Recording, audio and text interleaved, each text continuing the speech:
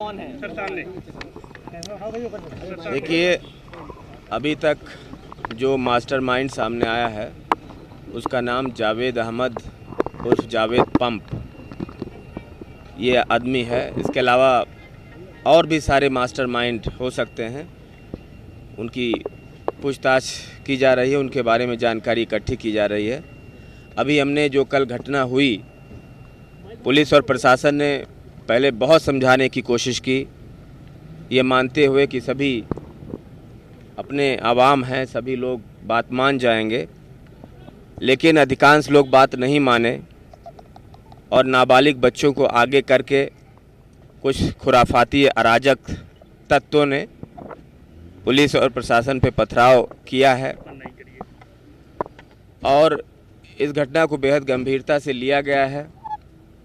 इनके खिलाफ थाना खुल्दाबाद और करेली दो थाना क्षेत्रों पर 29 गंभीर धाराओं में मुकदमा दर्ज किया गया है। 70 नामजद अभियुक्त हैं और 5000 से भी ज़्यादा अज्ञात शरारती तत्वों को उसमें नामजद किया गया है, डाला गया है। इनकी पहचान वीडियो के आधार पर की जा रही है। कई लोगों को मौके से हिरासत में लिया गया था। कई लोगों को हिरासत में लिए गए लोगों से पूछताछ के बाद हिरासत में लिया गया। इस प्रकार से कुल अब तक 68 लोगों को पुलिस ने अपनी हिरासत में लिया है। उनसे गहनता के साथ पूछताछ की जा रही है।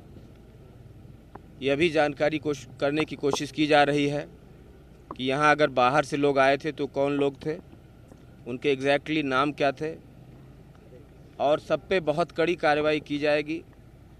मुकदमा दर्ज करना, गिरफ्तारी करना, जेल भेजना तो एक चरण है, उसके अलावा उन पे गैंगस्टर एक्ट और एनएसए के तहत भी कार्रवाइयाँ अमल में लाई जाएंगी।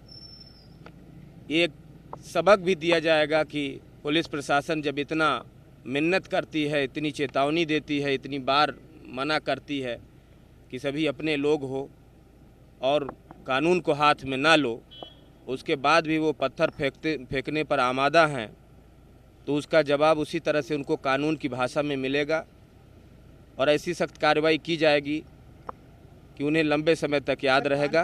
मास्टरमाइंड गिरफ्तार हुआ है कि नहीं? मास्टरमाइंड गिरफ्तार हुआ है कि नहीं? मैंने अभी पहले ही बताया कि एक मास्टरमाइंड जावेद अहमद उर्फ जावेद पंप, इनको हिरासत में लेकर पूछताछ की जाएगी। गिरफ्तारी एक लिखा पढ़ी की प्रक्रिया है, उसके बारे में आपको अवगत करा दिया जाएगा। लिया गया है कि नहीं? अभी जावेद है कि नहीं? जावेद पंप को हिरासत में लिया गया है और गहनता से उससे पूछताछ करके और लोगों के नाम सामने आ जाएंगे। अभी पूछताछ चल रही है। आपने प्रयागराज और बाहरी का भी जिक्र किया, क्या जावेद बाहर से है या प्रयागराज का ही है?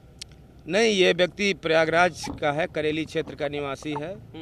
ये तमाम मीटिंग्स में भी शामिल रहता है, वहाँ चिकनी चुपड़ी बातें करता है। इसके किसी से कनेक्शन सर? और उसके बाद इसके मोबाइल में बहुत सारी चीज़ें मिली हैं। ये तमाम चीज़ों को प्रोपेगेट करने का काम करता रहा है। इसकी एक बेटी दिल्ली में पढ़ती है, जानकारी मिली है कि जेएनयू में पढ़ती है, वो भी इसी तरह के खुराफाती मामलों में लिप्त रहती है।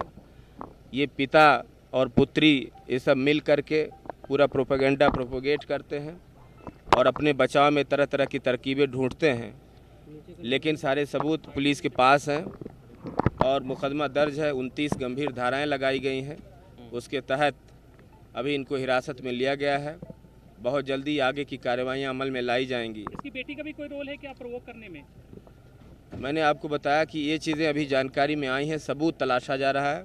बिना सबूत के हम किसी पे कार्रवाई नहीं करते और सबूत मिलने पर कार्रवाई में कोई कमी भी नहीं रखी जाएगी। जावेद की पुत्री उससे भी इसमें अतीक कनेक्शन भी आया है क्या? अतीक का कनेक्शन भी आया है जो पूर्व सांसद हैं? नहीं, अभी तक कोई कनेक्शन नहीं आया है, एमआईएम का, लेकिन जो भी कनेक्शंस आएंगे वो आपको बता दिया जाएगा।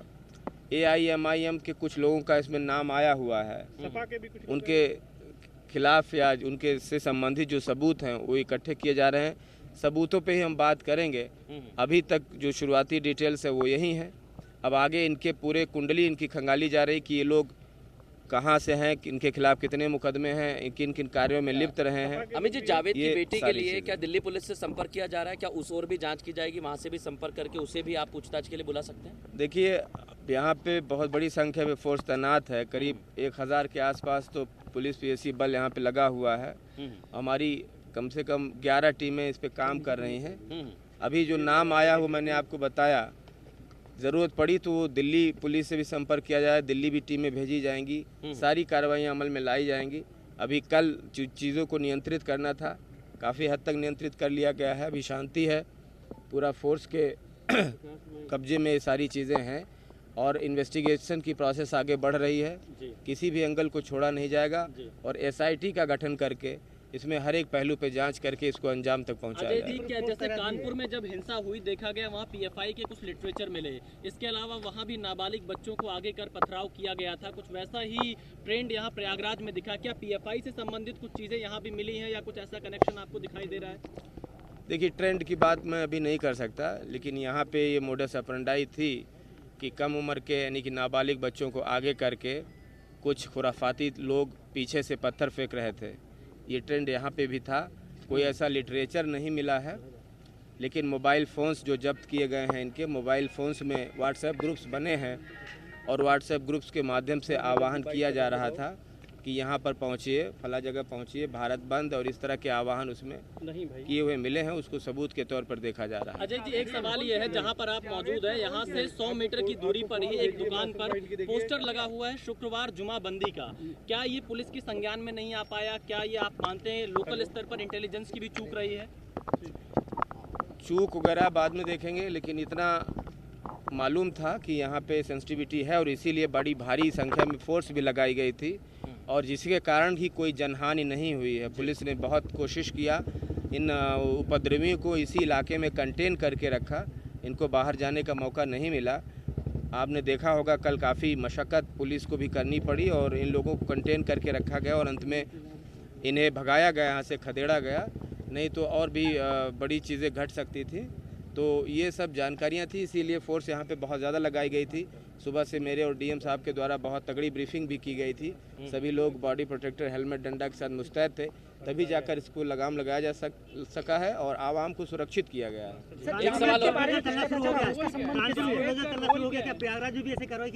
देखिए, कहीं बुलडोज़र चलना शुरू हो गया है, उसका यहाँ से कोई मतलब नहीं है। हम बहुत ही मेरिट पे कार्रवाई करेंगे।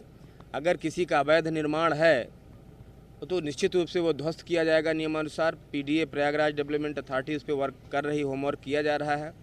क्रिमिनल केसेस भी दर्ज हैं, अवैध तरीके का निर्माण है तो इसको कतई बख्शा नहीं जाएगा और दिन दहाड़े उस पर कार्रवाइयाँ की जाएंगी और कोई भी इसमें अड़चन बनेगा तो उसको भी कार्रवाई की जद में लिया जाएगा। वो सारी चीज़ें आपको बता देंगे। अभी इतनी सारी चीज़ें अभी इसमें काम करना है, तमाम गिरफ्तारियां करनी है।